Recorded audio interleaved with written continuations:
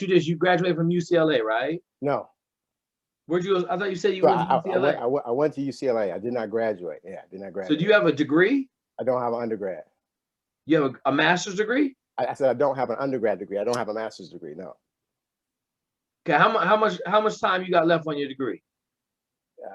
Hold on. 2 years. 2 years. Well, 2 years in science, like you were a science guy. So basically for the science prereqs, like they age out basically. So they're like, yeah, if you're doing anatomy, you got to do anatomy again, so on and so forth. So technically a year of courses, but functionally 2 years because you got to go back and do the base work again to kind of move forward. You see what I'm saying? Yeah. Did your brother graduate from college? Yeah, he did. Yep. So he did it. He finished, but you didn't. I did. Were you an athlete? I know. And what have you been doing since then? Oh, working. Yeah, I mean, just I was in public health research for a while, and then eventually I spun off and went into tech sales. But yeah, most of my background was in public health, health and wellness, and so on. So I had a personal training business when I was in California. I'm in Georgia now, but yeah, so I've been working. But yeah, I didn't go back and get the degree, and that was you know, a decision that I made and owned, and I'm good with that. You know what I mean? Yeah. But that was a story. So we were both. If you're gonna be an entrepreneur, you don't need a degree. You know what's interesting is that I burned so much time, and so this one of the things that is in my mind now is like, okay, I got to be smart about because I'm a type that'll go down in a hole and I'll fight it out by myself, which is stupid because you can spend 20 years in that hole fighting these dumb fights when you could ask somebody a question or got some different insight. So I'm doing things.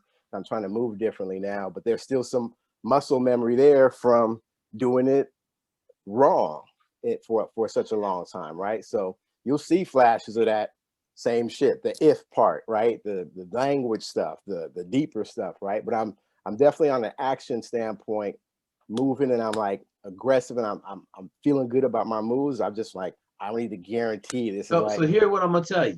Go ahead. I don't give a shit how you feel about your moves. I got you. Because you don't know what it's supposed to feel like. You don't know what it's supposed to look like. If you don't have somebody real helping you do your business, probably ain't gonna be successful. Yeah. 95% of all business, 90% of businesses fail in the first year, 95% fail by the second year. Yeah.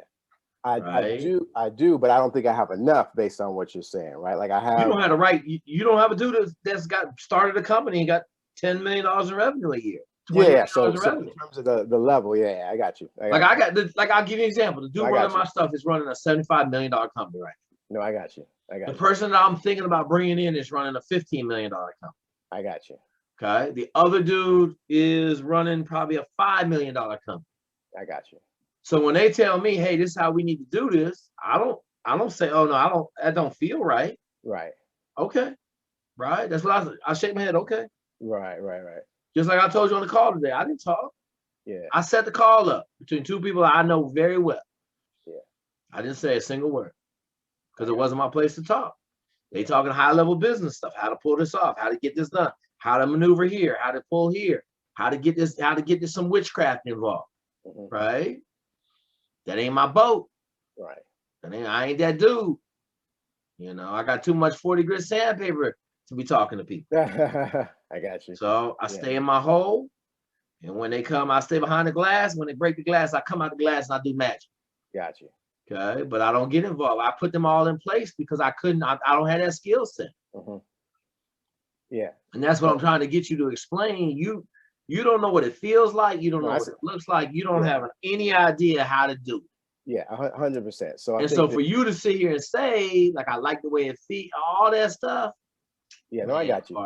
What? Just to be clear, when I say I like the way it feels, I guess we're talking about if we go all the way down to the newborn baby spectrum of an entrepreneur, right? Like the things that I can do that aren't about running a 20, 15, 50 million, $100 million business. I'm talking about getting up, getting after it, reaching out, doing the work, doing the research, learning the skill, like the small stuff that really doesn't scale, but it's necessary if you're starting from zero in terms of you haven't been an entrepreneur before. The getting up and going out to train. Like, I don't know what it is to be world champion, but I know you got to get your ass up in the morning and go put in work. And so on that level, that micro level, I guess is what I'm saying, where I know I'm getting up and I'm checking the boxes, but I still need. So see, that's what I'm talking about right there. It ain't no such thing as getting up checking the boxes. I'm getting up and I'm executing the plan. Right, and I'm executing. Right. When you tell me you checking the boxes, you the dude over there that's moving rocks with a shovel. Yeah, right. And there's a bobcat sitting right next to you. I got you. You know what a bobcat is? A skid steer. Yeah. It's sitting right next to you, but you're moving rocks with a shovel, and I'm working so hard. I'm working hard, man. Yeah. No, that's getting up at 4:30. That's definitely old me. So, and then the real dude show up, and he get the skid steer. He moved the rocks in 10 minutes, and he go back in the house and watch soap operas. Yeah. So let me restate that then. And no, you can't restate it. See, this is the deal. You ain't telling me shit. I'm not buying nothing.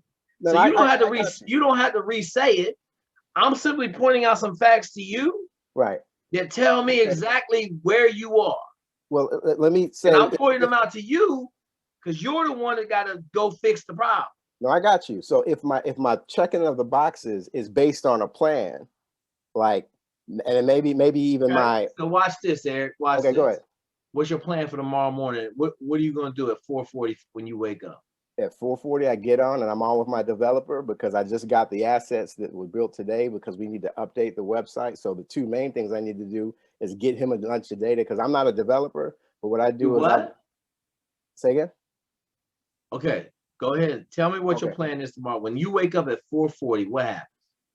4:30. So you told me 4:40. Well, this morning I woke up at 4:48. Yeah. You don't get up at the same time every morning? Usually I do, but this morning I didn't. Okay. Yeah. So 4:30. Yep. Wake up. Yep. Brush my teeth, wash my ass, all that good stuff. Okay. Get to my computer. What time? 4:15.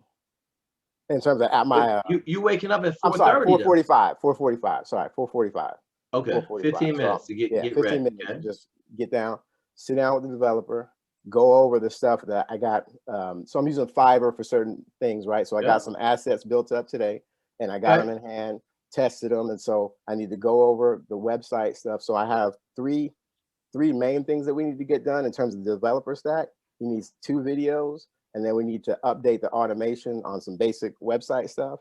And then I sign off with him, and then I go back and I move over, and I have some writing to do. So I've got 3 hours that I block out for writing in the morning. When is 3 hours blocked out for writing? Say again? When is the 3 hours blocked out? 7 to 10. 7 to 10. Okay, so here's what I just heard. You have an idea of what you want to do tomorrow, but you don't really have a plan. A plan would be like this. I am talking. So you first off, you would pull out a piece of paper with your plan on. Okay, and your plan would say, 1, I'm going to tackle this facet of my website.